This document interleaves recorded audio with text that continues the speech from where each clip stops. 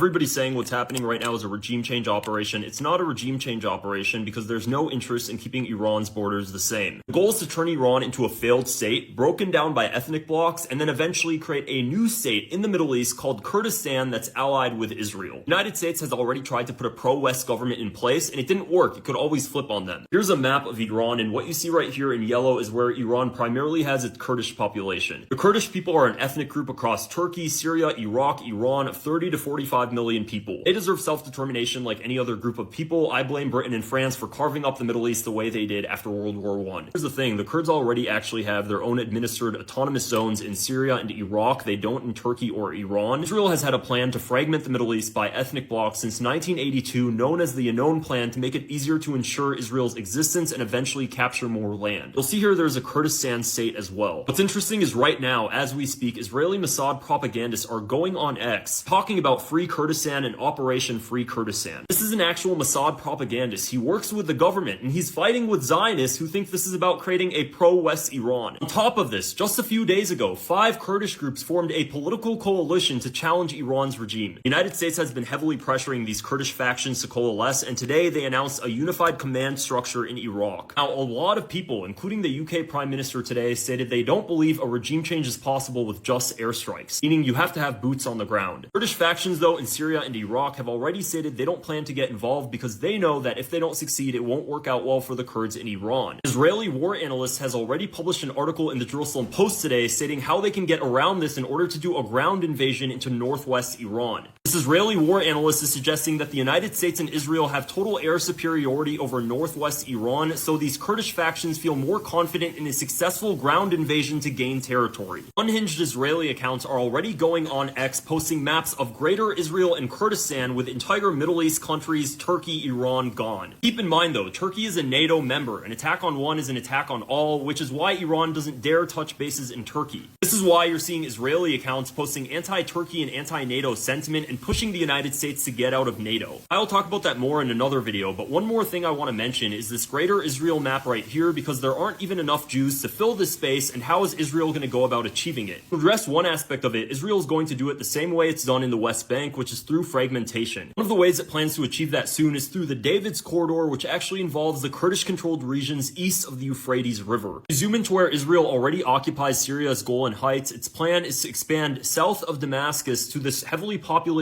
Druze territory here. The Druze are another ethnic group that Israel's been building relations with. The rest of this area here is sparsely populated Syrian desert. This is why Israelis have been continuously pushing for a demilitarized zone south of Damascus. If David's Corridor is achieved, Israel's created a new path for weapons transfer to its new ally east of the Euphrates River, Kurdistan. With all of this being said, Middle Eastern countries are beginning to recognize Israel as a volatile, expansive state and a threat to their sovereignty. This is part of the reason why Saudi Arabia's Crown Prince Mohammed bin Salman formed a defense pact with Pakistan. Similar to NATO, an attack on one is an attack on all, and Pakistan is a nuclear-armed nation. Pakistan and Saudi Arabia also hosted talks with Turkey to join this defense pact to form an alliance against Israel's expansionism. So far, Turkey has not yet joined, but its relations with Saudi Arabia are getting warmer regardless. To counter this new alliance between Saudi Arabia, Pakistan, and Turkey, Netanyahu has also announced a hexagon of alliances with countries in and around the Middle East. This includes the United Arab Emirates, India, Greece, Cyprus, and their newly formed country, Somaliland. And that's a quick recap of what I've been paying attention to going on in the Middle East.